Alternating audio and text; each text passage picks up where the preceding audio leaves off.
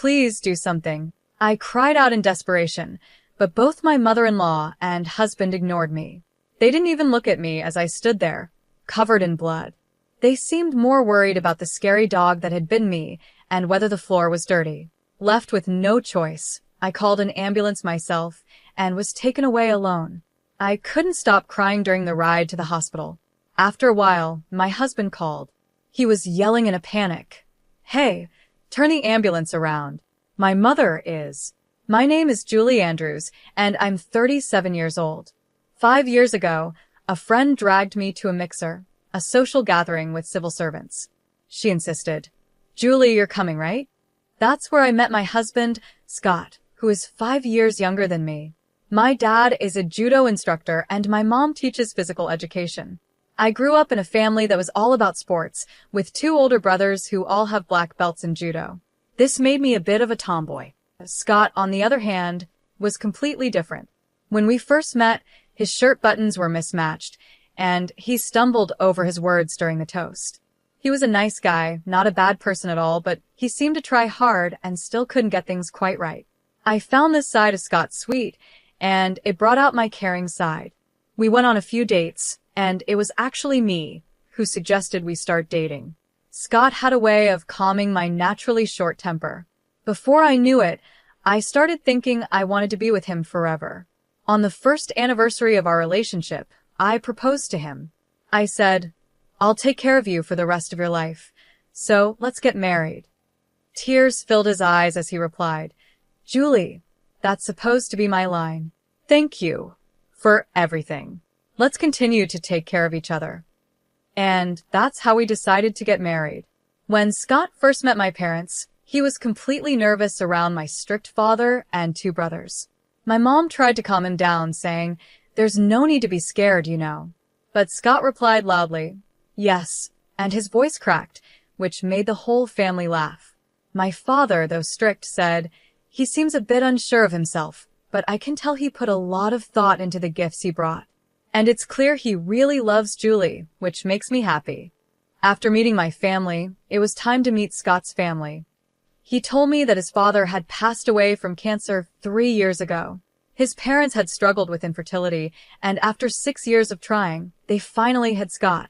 Normally, I wasn't the type to get nervous, but that day I felt really anxious about meeting his mother. I don't usually get nervous, but on this day, I was very anxious about meeting my mother-in-law. I couldn't stop worrying. What if she doesn't like me? What if I mess up when I greet her? What if she has an issue with our age difference? Just then, Scott, who usually isn't the most reassuring, said, "Don't worry, my mom is really kind. You'll find it easy to talk to her. She's famous in the neighborhood for always smiling." Hearing this made me feel a little better. He added, "And there's no way anyone could dislike you, Julie." His words lifted my mood. When we arrived at his family home, we rang the doorbell. I introduced myself. "Nice to meet you, Julie. Thank you so much for taking the time to meet with me today." His mother smiled warmly and said, "Oh, you must be Julie. No need to be so formal. Come on in." She was wearing a lovely dress and had a refined, gentle look. I was worried about the age difference, but when it came up, she said, "Age doesn't matter at all. I'm so happy that someone like you will be Scott's wife." All my fears went away. She didn't care about the age difference at all and was enthusiastic about everything I said. I had a great time. Our conversation turned to a story about a poodle my mother-in-law once had. She showed me a picture and said, "Isn't it adorable? I had this dog when I was in elementary school. It was such a friendly and smart dog, but it passed away when it got older." Then my husband added, "Mom, Julie isn't really fond of dogs." Shirley seemed surprised and said, "Julie, you don't like dogs?" I explained, "Yes, actually. Even though I'm a bit of a tomboy, I'm afraid of dogs. When I was a child, I was playing ball with my brother in the park, and a stray scary dog bit my arm when I went to get the ball. I bled a lot and needed 5 stitches. Since then, it's been a traumatic experience, and I've been scared of dogs." Shirley responded, "Oh my, I didn't know that. I'm so sorry for talking about dogs when you're afraid of them." I quickly said, No, I'm sorry for worrying you. The poodle in the picture was really cute. Shirley smiled and said, "Thank you." On the way home, I told Scott, "Your mother is so beautiful, kind, and such a wonderful person." He smiled and replied, "I know, right? My mom is always smiling and has such a gentle nature." I agreed, saying, "She's a lovely mother." We kept talking about his mother excitedly. Then suddenly, my husband became serious. "Actually, there's something I want to talk to you about," he said. "You know how we visited my family home today?" "Yes, it was such a big house." "I was really surprised," I replied. "Exactly," he continued. "When my dad was still alive, he designed it with my mom in mind, making sure everything was convenient for her. The house even has 4 children's rooms in case they had more kids, but since I'm an only child, they were never used. Now my mom is living there alone, and she finds it too big and lonely. So I was thinking, what if we live with her?" I was shocked by his unexpected idea. My eyes widened in surprise. It's true, the house was really big, and my mother-in-law kept it spotless. Living in such a house would be amazing, but we're newlyweds, and it feels a bit too soon for that. After thinking for a moment, I said, "Your mother is a wonderful person, and the house is so beautiful that it feels like too much for me. But we just got married, right? I'd like to enjoy our newlywed life. Just the 2 of us, for a little while longer." "I see. You're right. I understand," he said. "I'll let my mom know." "Yes, I'm sorry. Please explain it to her gently." I felt a bit guilty towards Shirley, but I knew it was important to share my true feelings instead of just going along with everything. I was relieved that my husband seemed to understand and agree with me. Then our married life together began. Scott was still a bit clumsy, but he actively helped with house chores, and we were enjoying a happy and smooth life. However, recently, something has been bothering me a little. "Oh, hello, Mom?" Got it. "I'm coming over now," Scott said on the phone. "Your mom again?" I asked. "Yeah, the living room light bulb burned out. I'll go over and replace it." And off he went to his mom's house. Lately, it's been like this all the time. Mom bought a new computer, but she's having trouble setting it up, so I'm heading over to help. Or, Mom bought too many groceries at the supermarket, so she asked me to come pick her up. I'm going to help her out. Whether it was weekdays or weekends, the phone would ring, and Scott would head back to his mom's house more and more often. I started feeling a little upset, thinking that he could at least spend the weekends at home with me. But at the same time, I reminded myself that Scott is just a kind and thoughtful person who cares a lot about his mother. A month had passed since we got married, and just like when we were dating, we hadn't had any major arguments, and things were going smoothly. Today was Shirley's birthday. My husband and I had picked out a present and a cake for her, and we went to his parents' house. As soon as we walked in, a scary dog suddenly jumped out. "What?" I said, my eyes widening in surprise. There hadn't been a dog when we came for the wedding visit. Since I'm afraid of dogs, I quickly hid behind my husband. Shirley came out of the living room and said, "Oh, welcome, Mom. Where did this scary dog come from?" Scott asked. "Well, I was feeling lonely living by myself, so I got a dog recently." "Isn't it cute?" she said, smiling. The dog was small, a Welsh corgi. "I see," I replied, still startled by the dog's sudden appearance. I forced a smile, even though I was scared. Without noticing my discomfort, Shirley brought the dog closer to me and said, "Come on, Julie, why don't you hold it?" I took a step back and said, I mentioned this when we came for the wedding visit, but I was bitten by a dog when I was younger, and I've been afraid of dogs ever since." I politely declined to hold the dog. "Oh, did you say that?" "I didn't know," she said, pretending not to remember. "But it's so cute. What a strange person you are." I noticed a slight smirk on her face, and for the first time, I wondered if Shirley was being sarcastic. After that day, whenever Scott said, "Mom wants to see you," or "Let's go visit my mom," I started declining. I still couldn't forget the smirk she gave me when she saw I was uncomfortable around the dog. A month later, after finishing work and coming home, I found my mother-in-law in the house. "What?" Why are you here? I asked, surprised. Oh, welcome home, she greeted me cheerfully, as if everything was normal. She was in the kitchen, had opened the fridge, and was cooking. Why did you come over so suddenly? I asked. My dear Scott said he wanted to eat my homemade stew, so I just had to come, she said, looking very happy as she hummed to herself. Oh, I see. I tried to smile, but I felt tense, especially since her dog was in the living room. To make things worse, she had fed the dog, and it was licking clean my favorite antique plate. I had bought that plate at a flea market in Canada, and now the dog was licking it clean. Who could possibly be okay with this? I went to my room to put away my bags and coat. I told myself not to get upset since Shirley had come all this way. I took a deep breath to calm down and went back to the living room. To my horror, the dog had made a mess on the brand new carpet. The stain was bright yellow.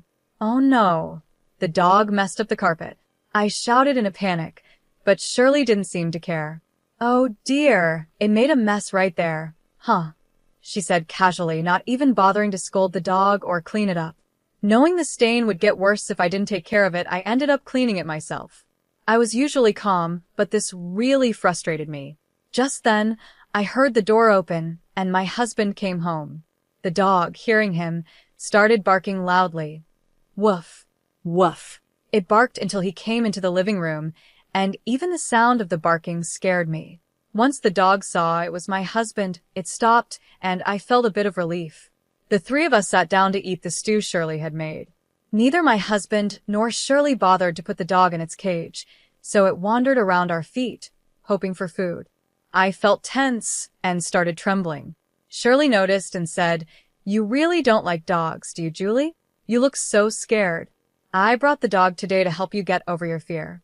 Bringing the dog here without asking, using my favorite plate, letting it mess up the carpet, and having it bark at me, how was any of this supposed to help me get over my fear?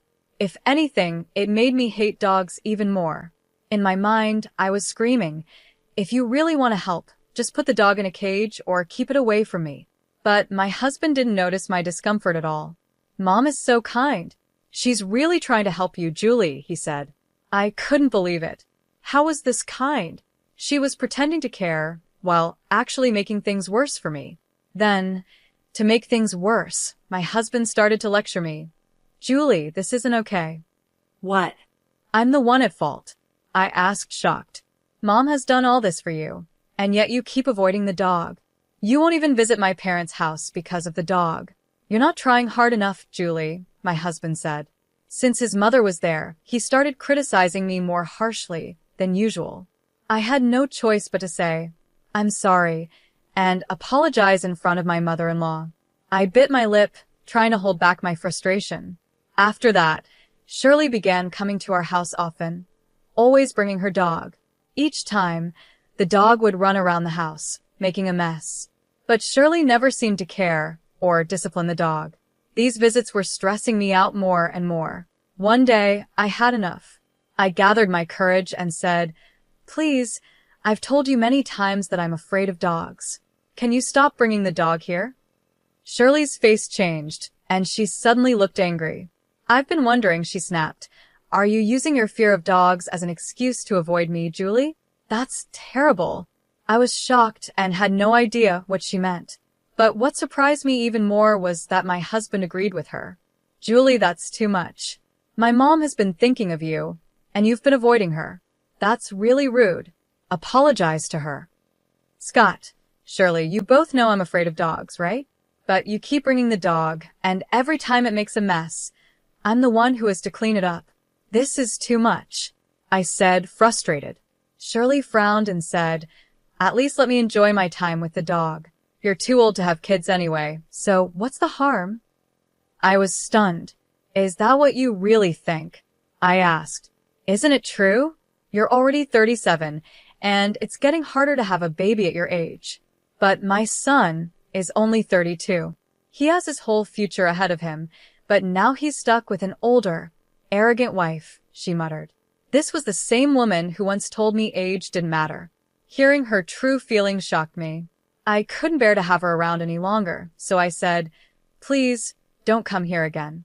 My eyes filled with tears, and maybe because of that, Shirley got even more upset. How dare you? You really are an arrogant wife, she shouted before storming out with her dog.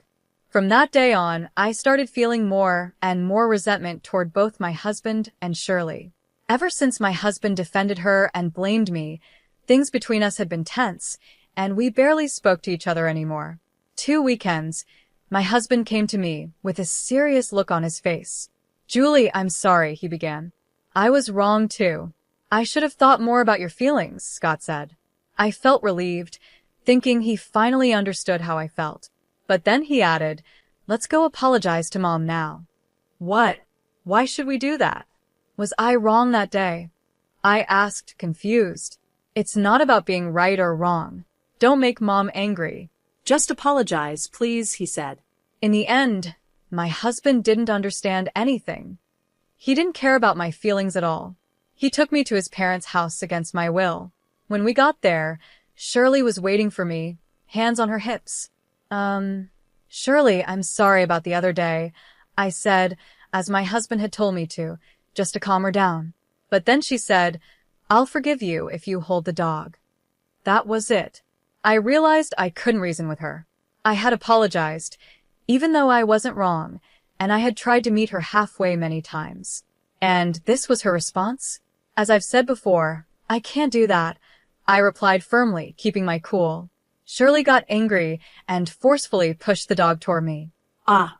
I cried out and instinctively pushed the dog away. But my scream startled the dog, and it bit my hand. It hurt so much, and my hand was quickly covered in blood. Please do something, I begged my husband and Shirley. But Shirley just said, well, anyone would be scared by such a loud noise. Poor thing, focusing only on the dog. To my shock, my husband was more concerned about whether the floor was dirty. Neither of them cared about me. I felt disgusted. Meanwhile, my hand kept bleeding, and I had to shoo the dog away myself. I decided to call an ambulance. When the ambulance arrived, Shirley scoffed. Oh, come on. You're being so dramatic over a dog bite, looking at me with a mocking expression. My husband, even as the ambulance showed up, didn't change. He was still checking the floor. Ignoring both of them, I got into the ambulance, pressing my bleeding hand. I was filled with anger, pain, and sadness. I couldn't stop crying as I sat alone in the ambulance. For some reason, my husband called me while I was being taken to the hospital. I thought maybe he was finally worried about me, so I answered the phone. But instead, he said, Mom got bitten by the dog. You're still nearby, right? Tell the driver to come back to our house. Hearing those words, I felt my feelings for my husband start to disappear. I didn't care anymore what happened to him or his mother. Let them deal with it on their own. I quietly hung up the phone. When I got to the hospital and the doctor checked my wound, he said it was deeper than expected and I would need to stay in the hospital. Since I wasn't ready for this, I called my parents and asked them to bring some things for me. After a while, my parents arrived. Julie, are you okay? They asked, their faces full of worry as they looked at me lying in bed. I'm sorry for making you worry. It still hurts a little, but I'm okay for now, I replied. I see. When we heard you were taken to the hospital, we were really worried. What happened? They asked. I told them everything about how my mother-in-law and husband had acted. My mom hugged me and said, you did well. I had been feeling so alone, but just being able to talk to them made me feel better. However, my dad was furious after hearing the story. I will never forgive them, he said angrily. He looked like he was about to explode with rage. The next day, my husband called. Scott was also furious. What the hell is going on? The police just showed up at our house, and now my mom is being questioned. I don't know. Maybe the hospital reported it. They asked me how I got hurt, so I told them it was your mom's dog that bit me. What? What if my mom gets arrested? This is your fault for being careless in the first place. Yeah, I figured you'd blame me, I said, but I don't care anymore. Actually, there's something I've been meaning to tell you. Let's get a divorce. What? We've only been married for 4 months. Getting divorced so soon? Everyone at work and our family will laugh at us. It's embarrassing. I'm not divorcing you, he said angrily and hung up the phone. 2 weeks later, I was discharged from the hospital. My parents came to pick me up, and I decided to go back to their house with them. After that, I talked to a lawyer about the divorce and asking for alimony from my husband since there was no way to reason with him.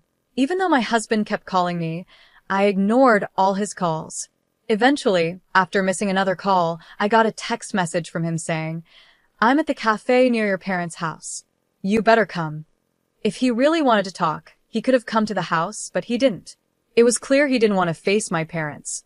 With no other choice, I went to the cafe. The first thing my husband said was, "I'm not getting a divorce. I don't care what you want. I am getting a divorce. There's no way I want to stay with you or your mother after everything that's happened." I replied, "Don't speak badly of my mother. This is your fault. You avoided my mom because you said you were afraid of dogs, and the dog bit you because you screamed," he said, continuing to lecture me. Just then, my father and 2 brothers arrived at the cafe. Before coming, I had told my father about the message from my husband, and he had called my brothers to come along. Surrounded by 3 large men who practiced judo, Scott's voice shook as he said, "Oh, father-in-law, brothers-in-law." The way he cowered was almost funny. My father spoke up. "How dare you hurt my daughter? Our sister wants a divorce. You're going to give it to her, right?" They all stared at him with intense eyes. Terrified, Scott stuttered, Yes." My father and brothers kept pushing him until he finally agreed to the divorce and to pay alimony. I handed him the divorce papers I had already prepared and said, "Sign these. We're getting divorced." Reluctantly, my husband signed the papers, and I left the cafe. Thanks to the support of my father and brothers, I successfully divorced my husband and received alimony from him. My lawyer also demanded compensation for my former mother-in-law for my injuries, and I got alimony from her as well. Later, I heard that my ex-mother-in-law had been questioned by the police about the dog bite. She got a strict warning and had to give up the dog.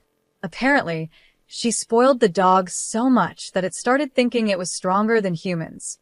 After it bit me, it also bit her, and she ended up with a broken wrist.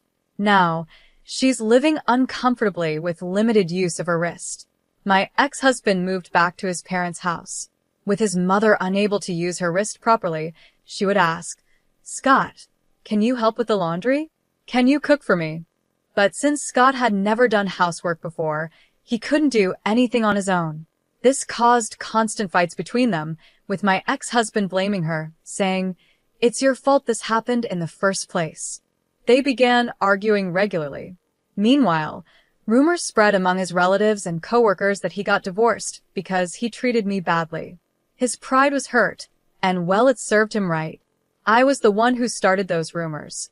While I was in the hospital, I shared the story with one of his coworkers whose contact info I had. This coworker was known for loving gossip, so I purposely told them. It worked perfectly. The coworker spread the word about my ex-husband's behavior, calling him abusive, a mama's boy, and someone who had been divorced. It made him an easy target at work, and honestly, he deserved it. With the support of my parents and brothers, I'm now living a happy life. How did you like this story? Please don't forget to subscribe to my channel. See you in the next video.